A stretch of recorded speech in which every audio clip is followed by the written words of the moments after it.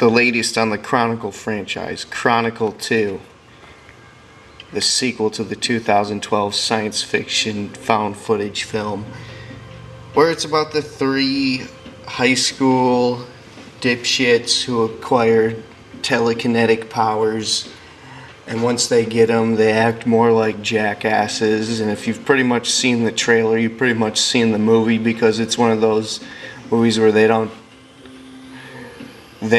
reveal a lot of the plot or the origins of where they got the power. It was made for $12 million, and it made $126 million. It's known for being kind of innovative, because they figured out a script convenience for someone else to hold the found footage camera while the actors are being filmed. And he does that by using his telekinetic powers. Shut up, dog. And he does that by using his telekinetic powers to float the camera and film scenes. It's so avant-garde in that way. Not really, but it's okay. And then I know that Fox rehired Max Landis, who's the son of John Landis. He really only got his script read because obviously he has bloodline connections in Hollywood, or else his script would be sitting in the pile of spec scripts. I know that Josh Trank, the original director, you might have heard that 20th Century Fox hired him to do the Fantastic Four reboot. Cannot wait for that, what direction they take that movie in. But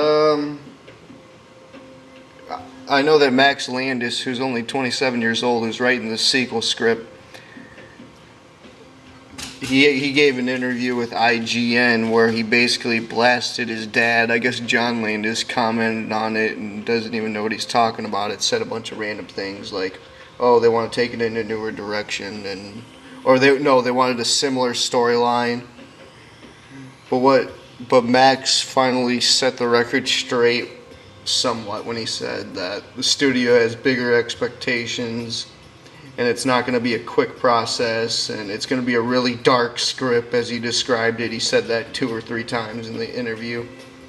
And he's like, oh, then there's rumors that Fox didn't like his script, but the way he explains it is, well, no studio is going to like the first draft, or the first draft they see, and they're going to want changes anyway. He said that they liked it, but they have their own studio input of what they want, and their own ideas of what they want to see for the sequel, and see him write for the sequel. Then he left us with this nugget at the very end. He delivered the brilliant line where he said there's a 60 to 75% chance that it'll be good. What are you, fucktarded? What is that, like a D to C? What'd you think Chronicle was, an A? Because then that means this is gonna suck. What's going on, my brothers? Let's talk spoilers of the first one. This is for people who have seen the first one and where they might take the second film. So 2 out of the 3 die, including the main character, Andrew. All these actors were born in 1987, and they get their power from that glowing light from the well that they find out in the wilderness. And I don't know if it was a government experiment or whatnot. That's probably what it's going to be a tie-in to. And Matt was the only survivor, which is his cousin. And he ends up traveling in the world. He's not locked down. There'd be government. Obviously, there'd be paranoia from everyone that someone has these powers. Just like the X-Men plot lines, just like the Superman plot lines.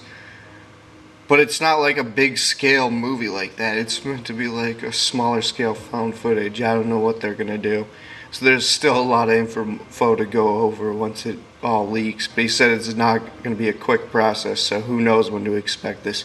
That's all my thoughts and info that they have on the movie now. This was JBM from VillainNews. Click on the channel for more horror, sci-fi, and comic book videos. I'm out.